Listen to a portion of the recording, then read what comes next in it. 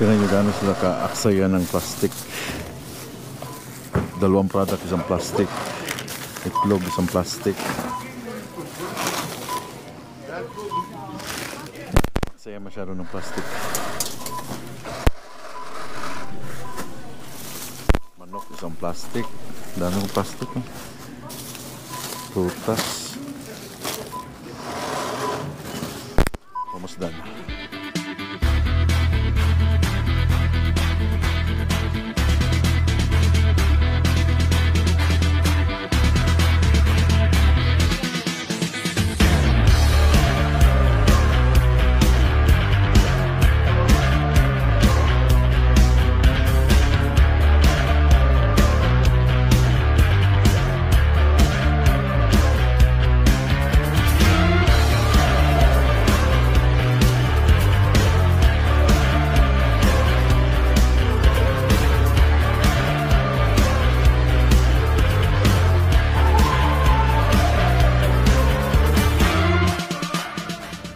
Good morning mga choy. Good morning viewers.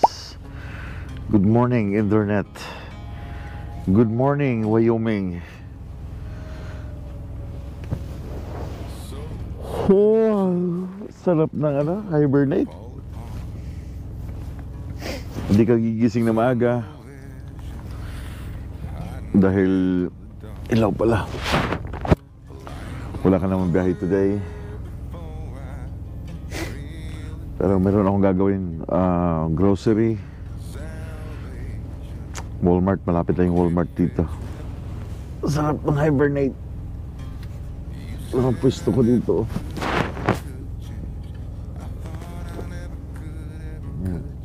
Taratag TV, taratag vlog.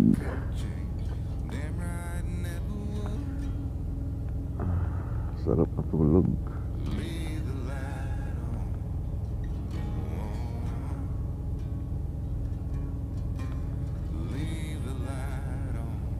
Vlog mga choy.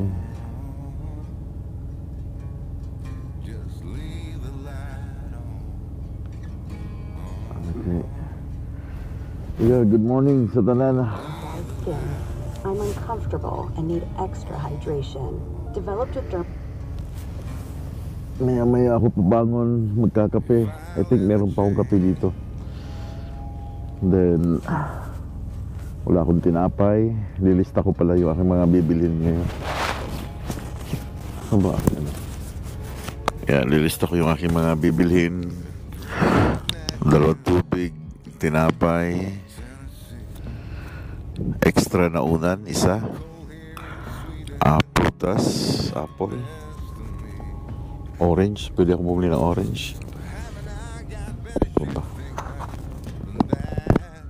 Yeah, kunting ulam, manok para sa aking hanggang makabalik ako ng Canada. Oh, just ko Lord, thank you Lord. Thank you Lord, thank you for this day. Choy, kumusta kayo mga choy? Kumusta ang inyong kumusta ang inyong weekend? Kumusta ang inyong weekdays? Sisingit na rin pala ako ng ligo sa Flying J kasi malapit lang yung Walmart sa Flying J. Kasi hindi ako may shower sila dito pero nagbabayad ka ng $15 or $18. So isingit ko muna, mamaya maligo ako. Anyway mga choy, babangon muna ako, prepare muna ako para mamaya isasama ko kayo dun sa Walmart sa grocery para makita nyo rin ang Walmart dito sa Wyoming kung saan nandito ako for 36 hours. Charge ko muna itong aking mga gamit lahat para hindi ako malubat.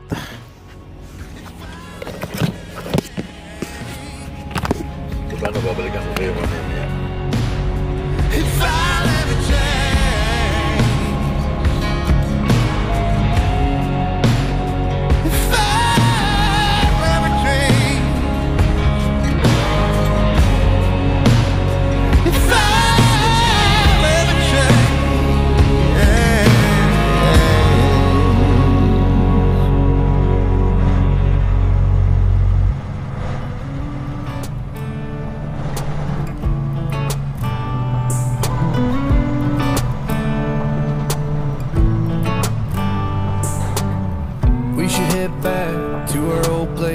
in the faraway town where I met you, baby. All those years pass, now I know you. How the times can change and I get a little down. Thinking about tomorrow, I get down. Was it over from the get-go? Should we call it quits and let go? I have cried many times over you. Sleepless nights, what a crime. Wasting my tears on a broken dream. Maybe I just can't forgive another mistake. Maybe I don't wanna feel this heartache. Every time you let me down, I get to thinking I don't even know why I tried.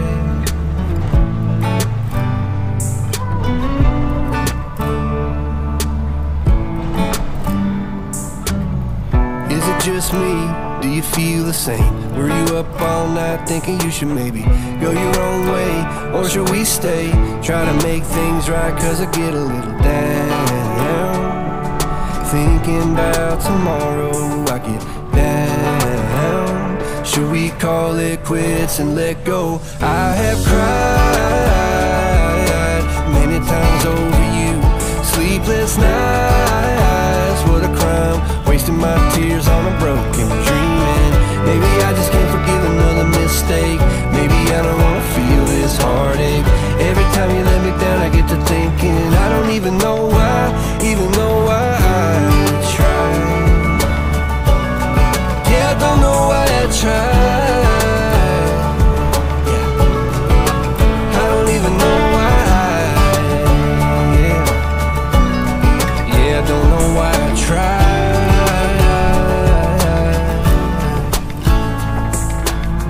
We should head back to our old place in the faraway town where I met you, baby.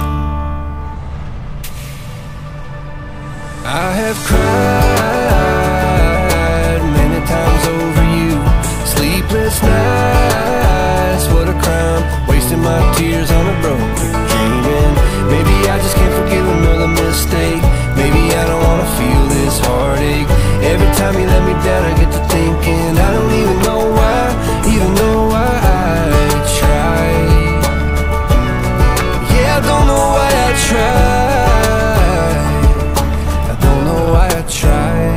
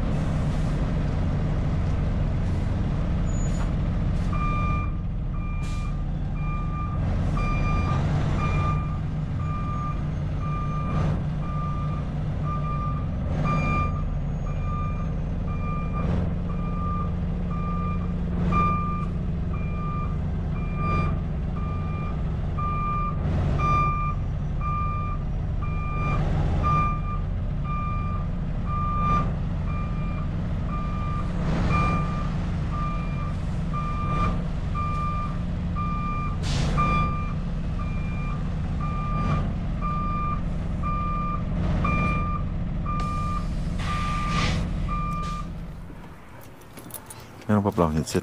Hello mga Choy. Dito ako ngayon sa Walmart, Wyoming. Kanina, nandun ako sa kabilang parking. Iniisip ko kasi na magbababtil ako papunta dito. Ngayon, yung Flying J naman pala, nakalimutan ko, nakapark na ako dito before pala sa Flying J. Ang Walmart, nasa likod lang ng Flying J. So, ang ginawa ko kanina, personal conveyance na lang ako papuntang Flying J, and then pinutol ko ulit yung aking trailer kasi kung dadalhin ko yung aking trailer papunta dito, wala akong parkingan. So nagpaalam ako dun sa Flying J na putulin ko yung aking trailer. Sabi niya okay. So instead na magbabtel ako sa kabilang kabilang tawag dito, gasolinahan, Diretso na lang ako dito pa Flying J. Nandyan lang yung Flying J sa kabila side. Pwede naman siyang lakarin eh. Kaso lang, pag may tubig akong dala, kailangan kong 2 tubig. Bit-bitin ko kasi ang Flying J medyo pababa siya. Nasa baba, medyo high ground to.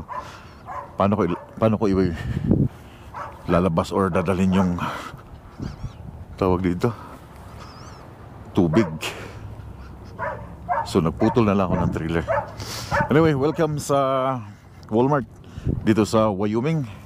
May ilan akong mga nilista na kailangan kong bilhin. Tubig, prutas, and ano pa ba yun? Yeah, para hindi na ako pa ulam.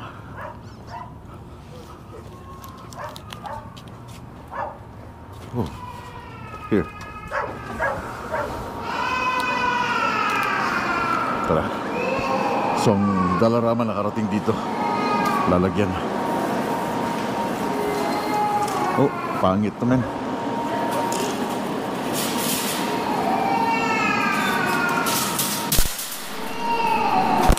Oy, oy, oy.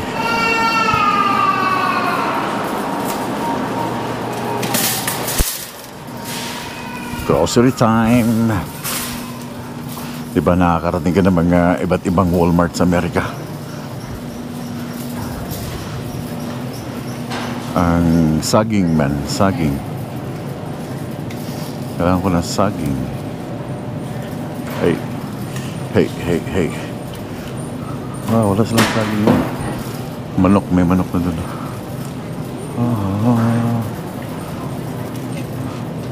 Where's the... Wala silang saging. Yun. Sus. Importante yung saging. Kasi yung saging ay potassium. Lalaki Yeah. Then, kung meron silang apple, orange. Kailangan ko rin ng orange at saka tinapay at strawberry jam. Apple, man. Yung gusto ko yung mga maliliit. Yeah, this one is enough. And strawberry. Wala silang maliliit na strawberry.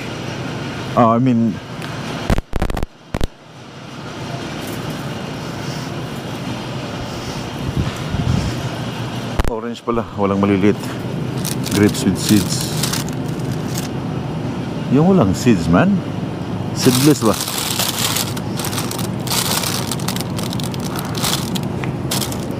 Lalaki Okay na yan. Then manok, low lemon pepper flavored. Itong isa ay traditional lemon pepper. Okay, this one. And $2 ang isa. Panghimagas. Sarap kainin to, man. Yeah. Dalawa. Slice Italian bread. Okay. Italian bread. Yung aking anak mahilig sa chobani. Chobani, masarap to, guys. Masarap to dito sa Amerika. So kumuha ako ng isang box. Kumuha din ako ng aking yogurt, Greek yogurt, 82 cents. This one ay 4 na piraso. Isang Chobani Flip, s'mores, cookie dough. Yeah. So next, itlog. Okay, next, itlog. $3 lang yung itlog nila, large. Meron palang egg na ano, liquid na egg. $3.72, $3.44. Parang pinagkaiba nun, vitamins. $3.72. So, isang tray na large.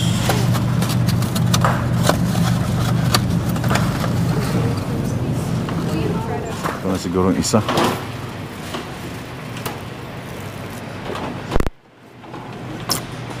Tama na itong isa. Okay, wait. 24. This one.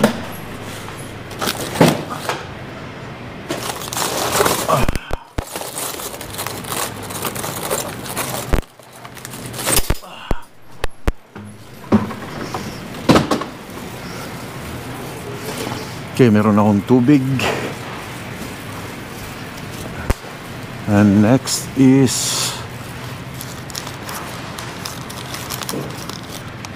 so meron akong tubig, extra pillow, chicken, bubblegum, then ihian.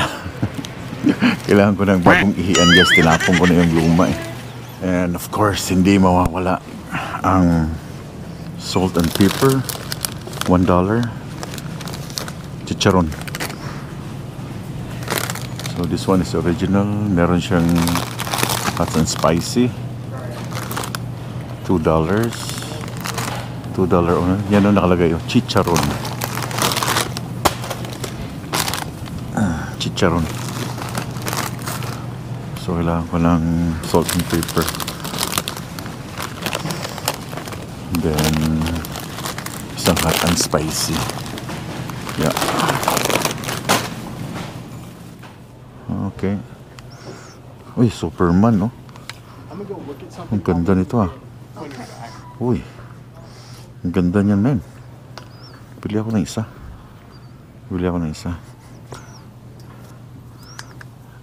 Medium. Oh, please. There you go. Ang ganda ng makaprint, no? Yeah, imbus ba? Oh, ang ganda, men. Ang ganda ng pagka-print niya. Lumabas yung hindi lang siya yung print lang na tawag dito.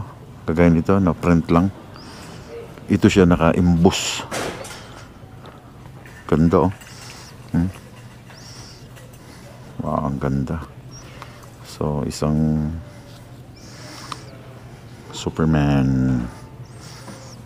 $19. So may mga gandang sweater din sila na Wrangler na brand, no? Checkered.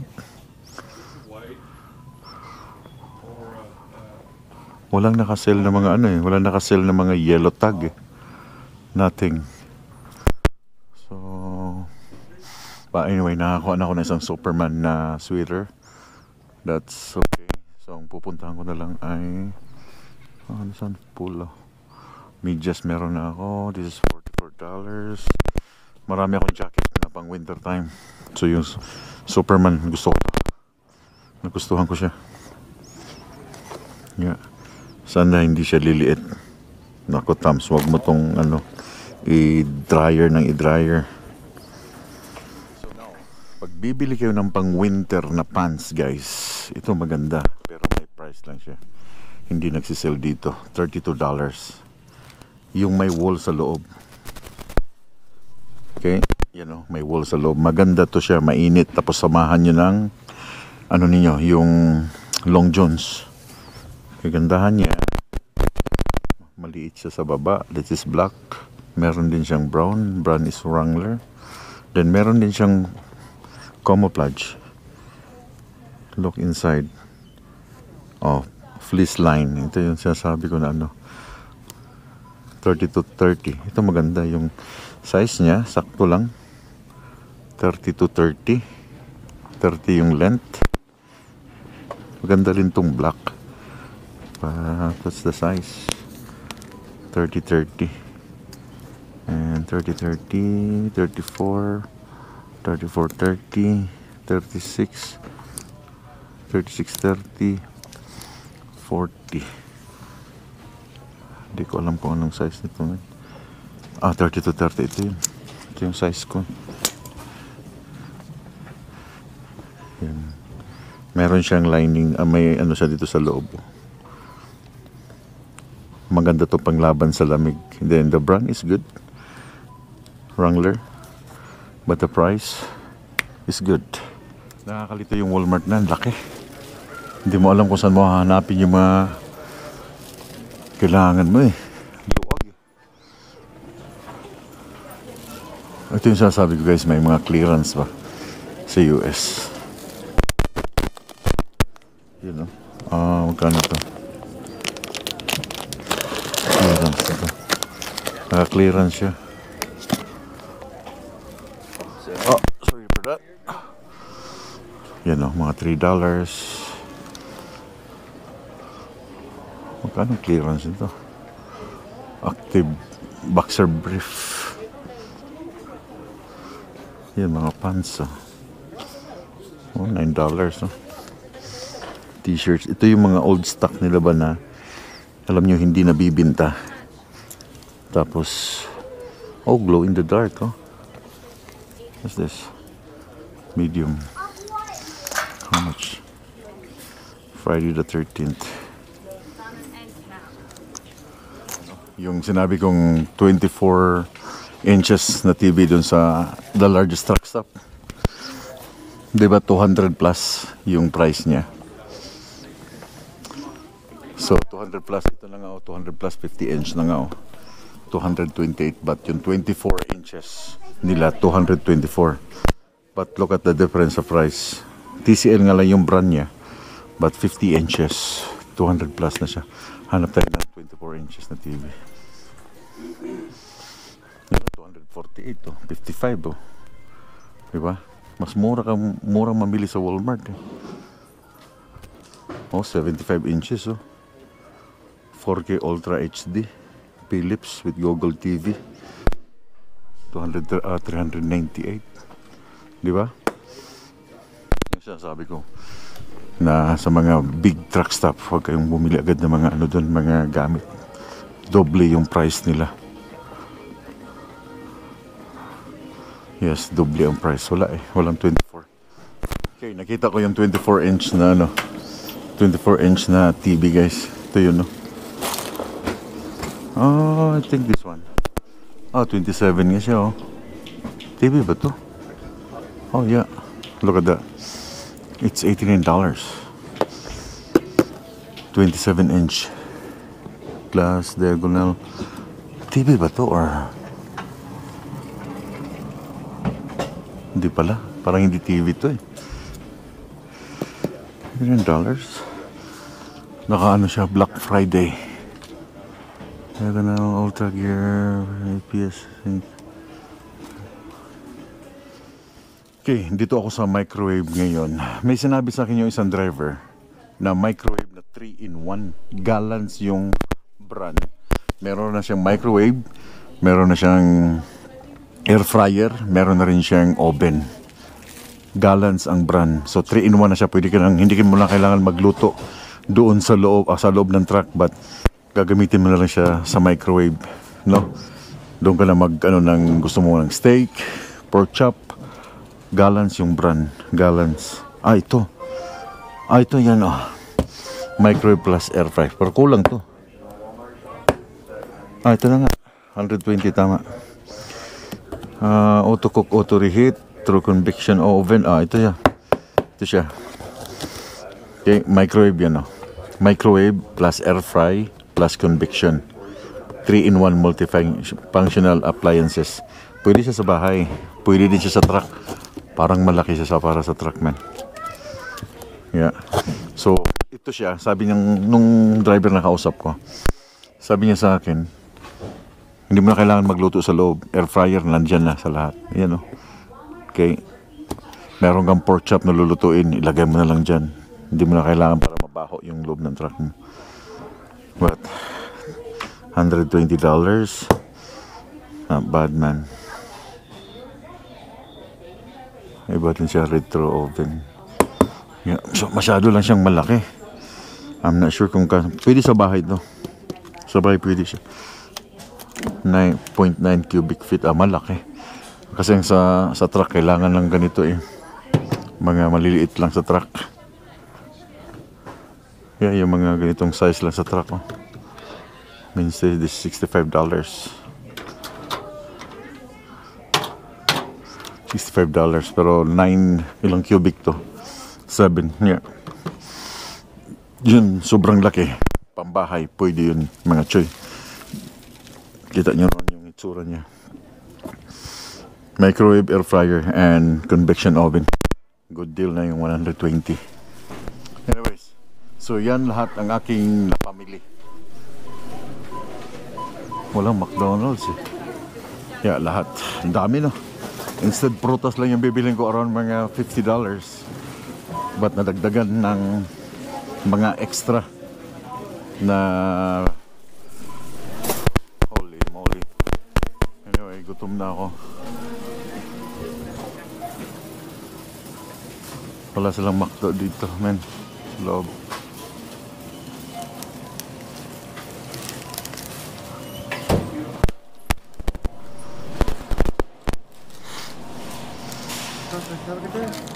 Thank you.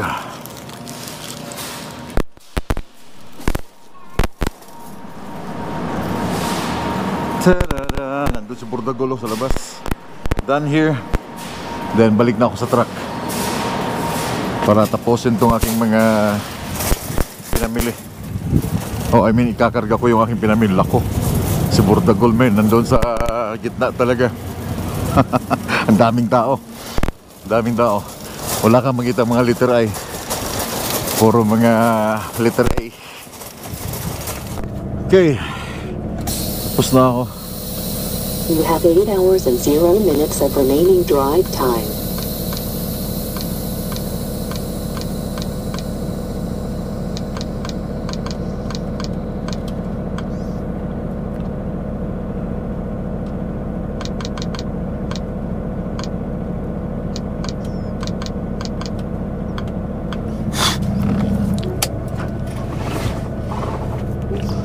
Doon na sa liliko dito. Okay, ang lapit lang ng pinaradahan ko sa trailer.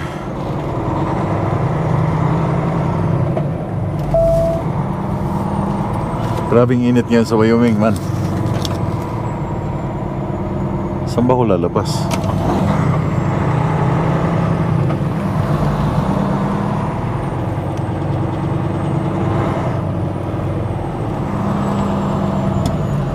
Pwede pala dun, oh. Okay.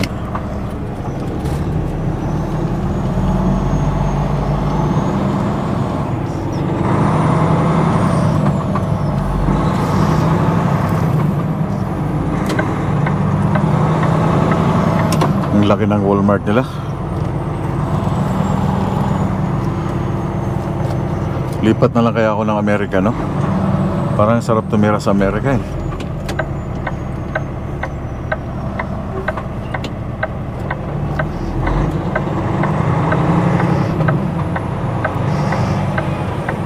Makakabili ka pa ng armas.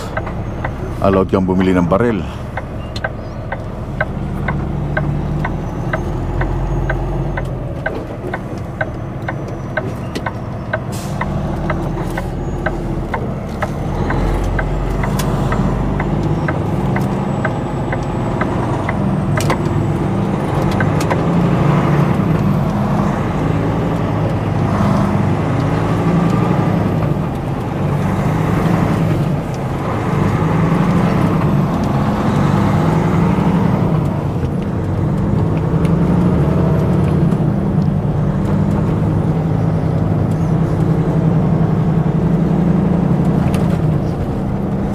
Welcome to Casper, Wyoming, mga chuy.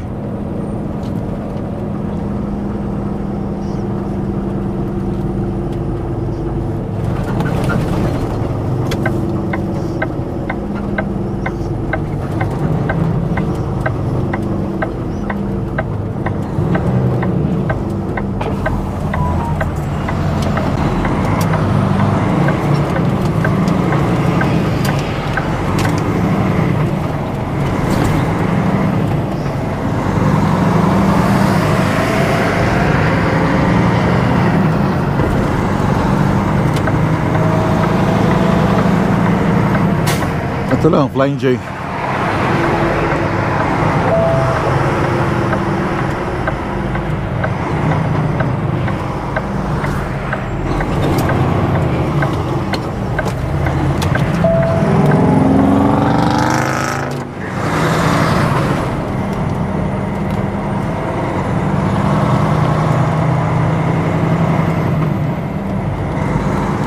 Sinalubong ko na. Hirap makapasok dun sa likod eh.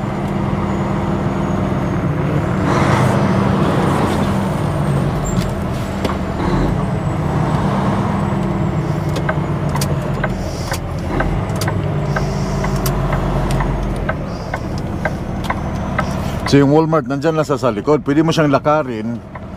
But pag meron kang bit-bit na ano, sinirado na pala oh. Hindi na pwedeng lakarin pala. Nilagyan lang ng bakod.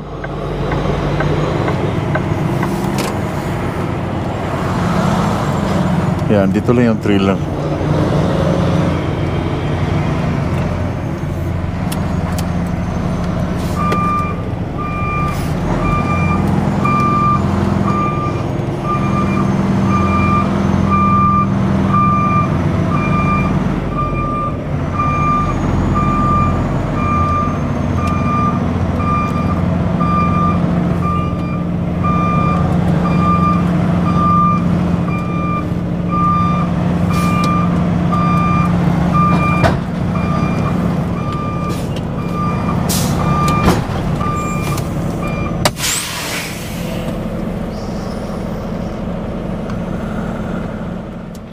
Okay, guys, pagdating ko kanina nailagay ko yung aking mga gamit sa loob ng fridge. So, full pack na yung aking fridge dyan. Itlog, naluto ko ng itlog kanina. Then, bumili na ako ng fried rice. But meron pala akong salad dito eh. Wala, lumigas naman. Anyway, everything is good. Everything is right. Everything ay naayos ko na ngayon. So, ngayong gabi, tinapos ko tong aking permit ng Wyoming. It's my first time na mag-oversize dito sa Wyoming. Dumala ako before dito several times. Yung pigtasan pa ako ng strap. Yung galing ako ng Wetaskiwin. Dumala ako ng Wyoming, then way to Kansas. No? Yung naputulan ako ng strap. So, kanina, tulog, and then tinapos ko tong aking permit ng aking biyahe bukas. So ito yung aking off ko lang yung ang ilaw. Okay, kita nyo ba? So ito lahat na place ko na siya. Ang kagandahan ngayon, dahil yung permit ng Wyoming ay binago na yung sistema nila, hindi na siya yung old style.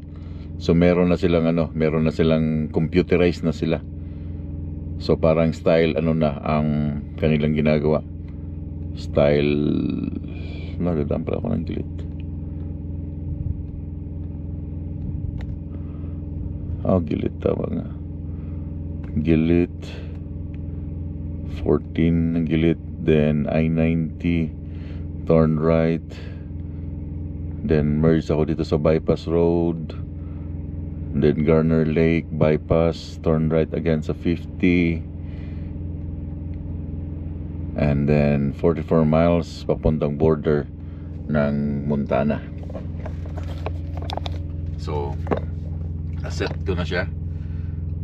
Lagyan ko lang ng title, Wyoming permit from Austin.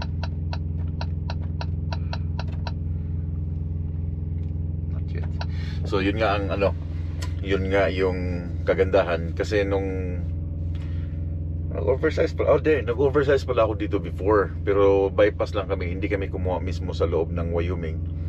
Bali bypass lang kami ng galing kami ng Laredo, Texas, yung tinarga namin papuntang Princeton, British Columbia. Bypass kami dito, kaya may permit kami. Yung permit nila before ay old style.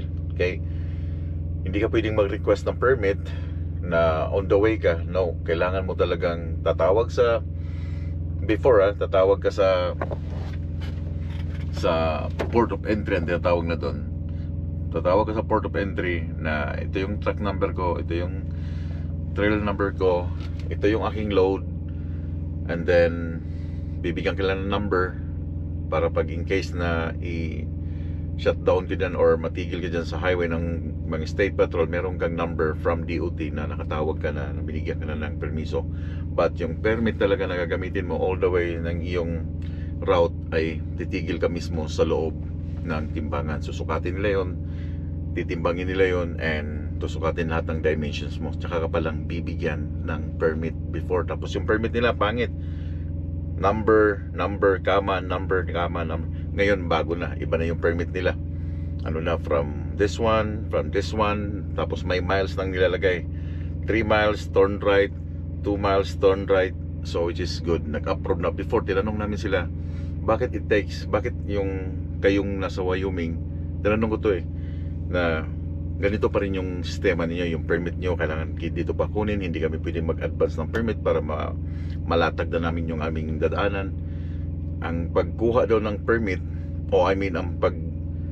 ang pag-upgrade ng kailang sistema, it takes $3 million. Well, not bad sa kanila, malaki naman yung kita ng isang state But yeah, ngayon lang ulit ako nakabalik, and nagulat ako kasi meron na kaming permit na binigay from Wyoming.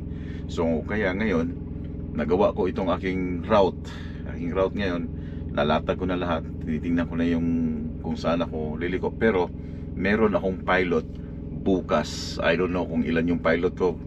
Tumawag siya kanina, hindi ko lang nabutan. Nag-text na ako na I'll be there tomorrow at 7 o'clock kasi 8 o'clock yung aking loading tomorrow. So I'm not sure kung ilang pilot, but yung lapad ng load 22 wide, siguro yung piraso-piraso, tapos yung pinaka widest point niya 22.5 ang lapad niya. Pero yeah, makikita bukas kung ano yung klaseng floor section ng sinasabi, floor section ng equipment.